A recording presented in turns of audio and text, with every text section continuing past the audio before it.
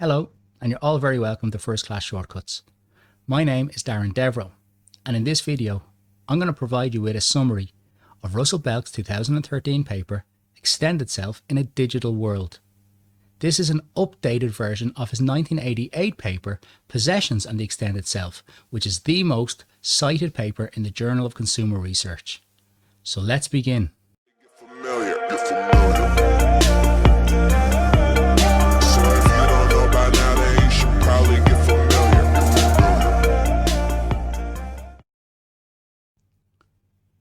Belk's first update revolves around what he terms dematerialization.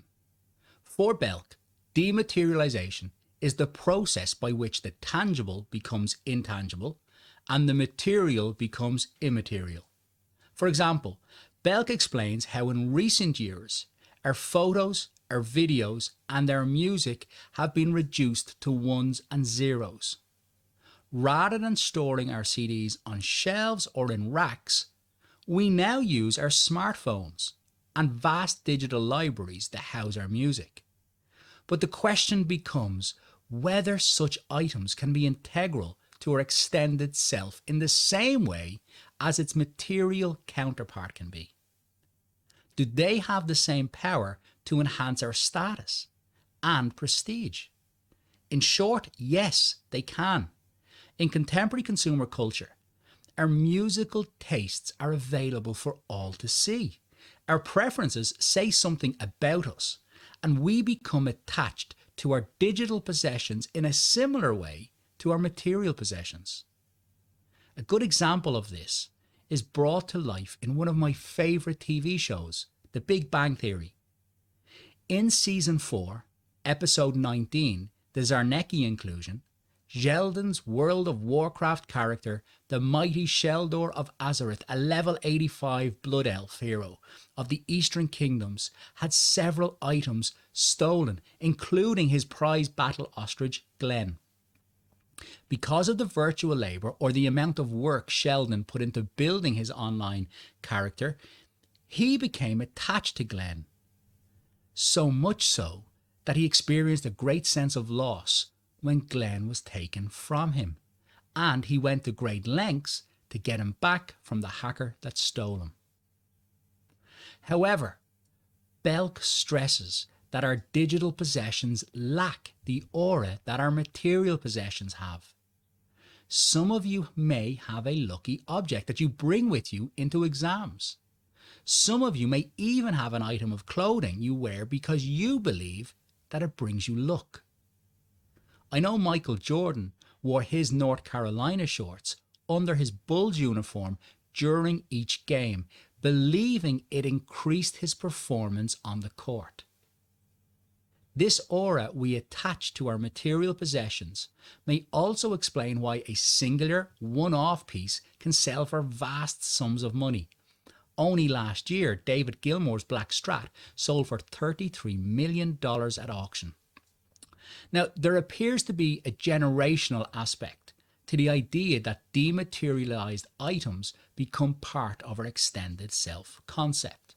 For example, Belk identifies that the younger consumer is most likely to utilize digital possessions to create an image of who they are.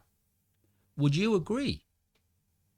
In terms of the second update, it was assumed that re-embodiment, which is the ability to live out who we are or who we would like to be in a variety of forms, would create opportunities for individuals to try out a multitude of identities. Fixed categories, such as one's height, could be easily changed using an online avatar. With the click of a mouse, one could change their physical appearance and present a different version of themselves with relative ease. With the use of usernames as opposed to real names, there's a greater sense of anonymity in the digital world too. Consequently, the risks associated with self-experimentation are reduced, so individuals have greater freedom to alter their virtual appearance. And it's precisely because of this creative process that one forms an emotional bond with their avatar, thus extending their sense of self to the digital world. Added to this, there may be a Proteus effect. In Greek mythology, Proteus was a man who could adapt to its environment by changing form. In a similar way, it's suggested that spending even a little bit of time with our avatars, we might reflect their behaviour in the real world. For example, those with taller avatars project more confidence in the real world. More attractive avatars help individuals to become more social. And a physically fit avatar can lead one to become more active. But this body of research has received a mixed response. On the one hand, it's claimed that the notion of having multiple selves may be a form of identity tourism for consumers, insofar that shedding our real-world identity provides us with some respite from the daily struggles of managing our offline identity project. On the other hand, having to strategically manage our identities across different platforms may cause greater conflict and turmoil. How do you present yourself to your friends on Facebook, or to your employers on LinkedIn, or even to your parents on WhatsApp?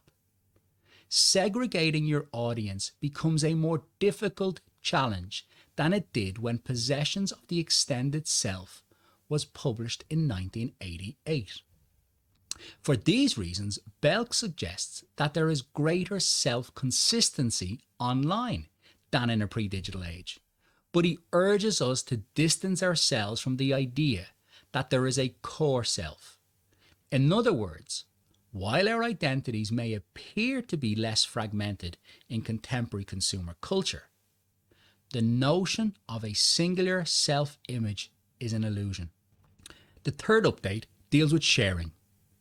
To understand how sharing possessions in the digital world enhances our sense of self, Belk uses a Foucauldian lens to explore the phenomenon. Coupled with a greater sense of anonymity, the lack of face-to-face interactions, which characterize these new technologies of self, appear to create environments where individuals feel more comfortable to share their true self with others. Online self-disclosures or revelations through blogging or vlogs can be deemed as much as a form of self-management as it is a form of self-therapy. This has led some researchers to claim that we have moved from ascribed and achieved societies where our identities are earned or bestowed upon us to one where how we are defined is a carefully managed narrative.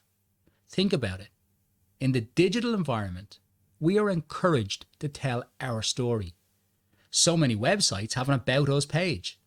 In addition, Facebook's digital timeline allows us to create an idealized autobiographical account of our own lives with relative ease. What's more, through the process of sharing our stories and our possessions in the digital environment, we become part of imagined groups or communities. Some of you may know that I'm an active amateur astronomer who has a special interest in astronomical sketching. By sketching the stars and sharing them on astronomy-related forums, I become part of the community, and the community becomes part of me. These forums are considered a sort of third space, insofar that it is an area other than our home or our work, where we can hang out, enjoy ourselves, and feel accepted. And it's for these reasons that Belk states that digital sharing has an integral role to play in helping to shape our sense of self. However, digital sharing has some drawbacks. For example, Belk explains how it's far harder to exercise control over our digital representations, even if we limit ourselves to social media pages. Our private images or posts can be retweeted, reshared, reposted, and open for reinterpretation. Recently, the bassist from the Red Hot Chili Peppers posted an image of himself out hill walking, The image depicted him having fun in the great outdoors. But there was an immediate backlash from many followers, with some claiming that he has shown a complete disregard for social distancing during the pandemic. Did Flea anticipate such a response? Who knows? But what we can say with a certain degree of certainty is that once we post information about ourselves online, it becomes difficult to control it. Taken together, self-revelations, loss of control, shared digital possessions, and shared cyberspaces highlight how others are central to our sense of self. The idea that others have an important role to play in extending ourself in the digital environment is dealt with in detail in Belk's fourth update, the co-creation of self. While the idea that others help shape who we are is well established in consumer research, the digital environment enables us to gain affirmation from more people in real time. Through Instagram, we can send a quick photo of ourselves in a new outfit to our followers and seek out their opinion. In a pre-digital age, we had to make do with the opinion of a few friends who were physically present or rely on the sales assistant for affirmation that we look good in this new outfit.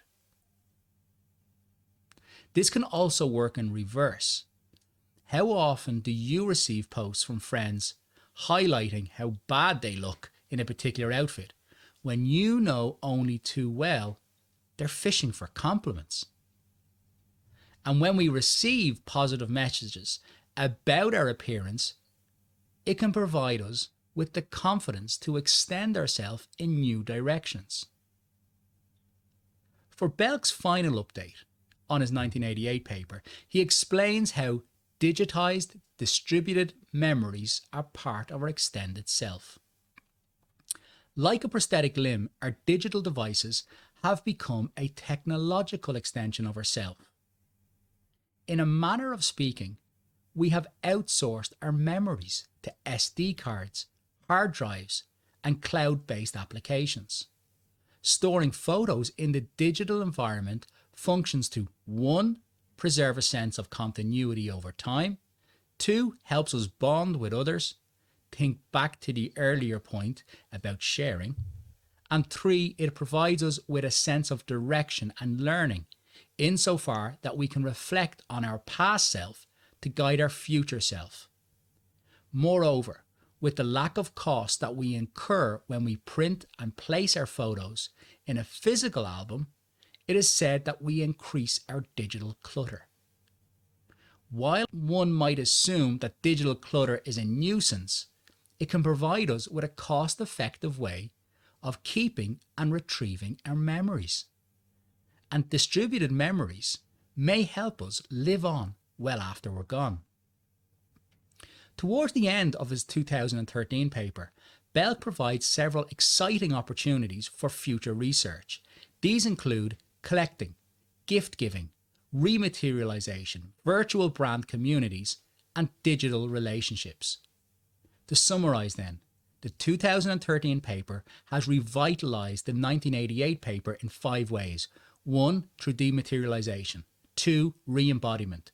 3. Sharing. 4. Co-creation of self. And 5. Distributed memories.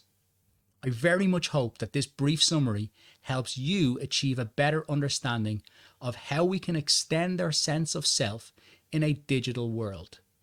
For more information on the topic, I would encourage you to read the paper in full. Until our next video, take care and best of luck.